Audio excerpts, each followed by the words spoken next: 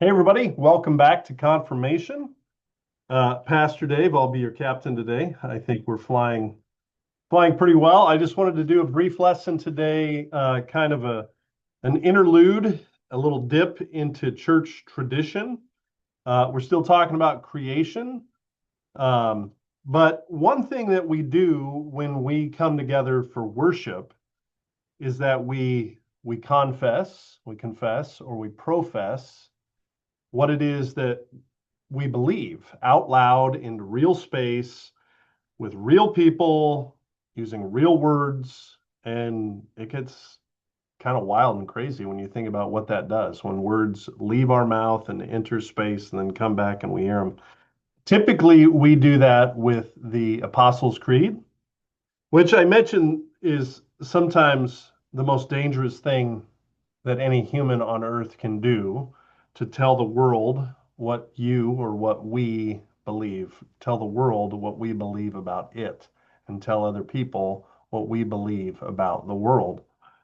When that happens, it's dangerous because when that happens, change happens, growth happens. And that's why I always say that our primary faith formation is when we come together to worship, typically on Sunday mornings. That is our primary act of faith formation. That's where God forms us and shapes us and what it is we believe. And I say it's dangerous because when we choose to participate in that, either one, we're going to change, or two, the world's going to change, or three, maybe both we, I, and the world change when I come into a worship space and trust that God is doing something when we're together like that. But change is kind of scary. Somebody told me once that nobody really appreciates change except a baby with a dirty diaper, which is just funny. But as Sam Cooke once sang, a change gonna come. Oh, yes, it will.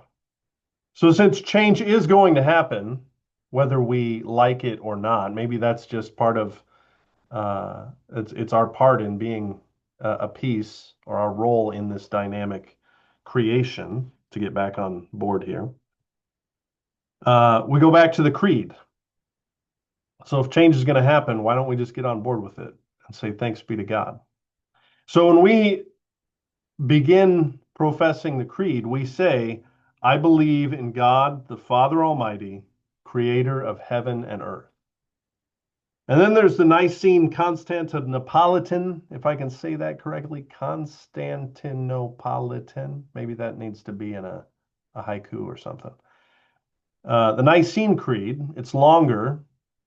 And as our attention spans seem to disintegrate or continue to disintegrate, I sense that people don't necessarily like to use it. We really only use that longer creed at larger festivals, Christmas, Easter, and even then it's like, do we even want to say it then? Because it seems like people get annoyed when we have to talk longer or be in worship longer sometimes. Or maybe that's just me.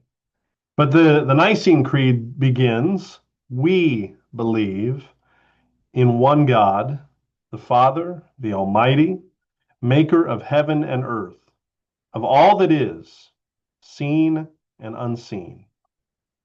And then a third creed, you could maybe say that we confess to 2.5 creeds. It's the Athanasian Creed. And we won't get super deep into this.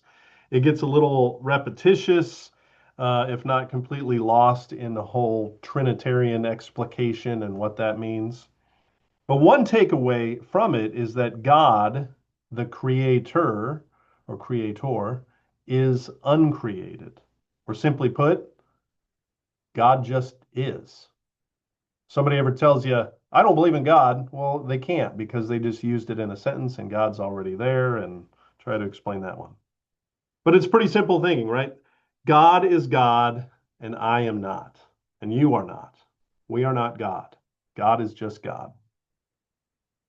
But one thing that is interesting in these creeds that I think about sometimes is that God doesn't create hell, right?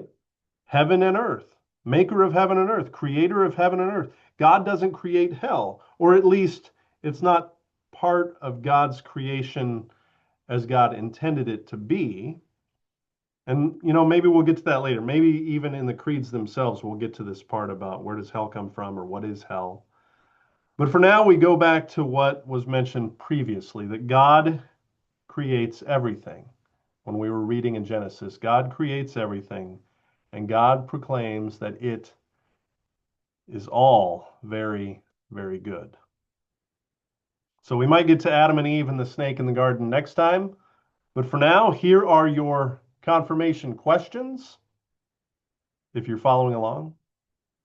Number one, how is or why is professing or confessing? And if you want to do a little bonus on the difference between profess and confess, how is confessing our faith dangerous? And two, what kind of changes would you like to see in the world? Or the reciprocal of that, what kind of changes would you not like to see in the world?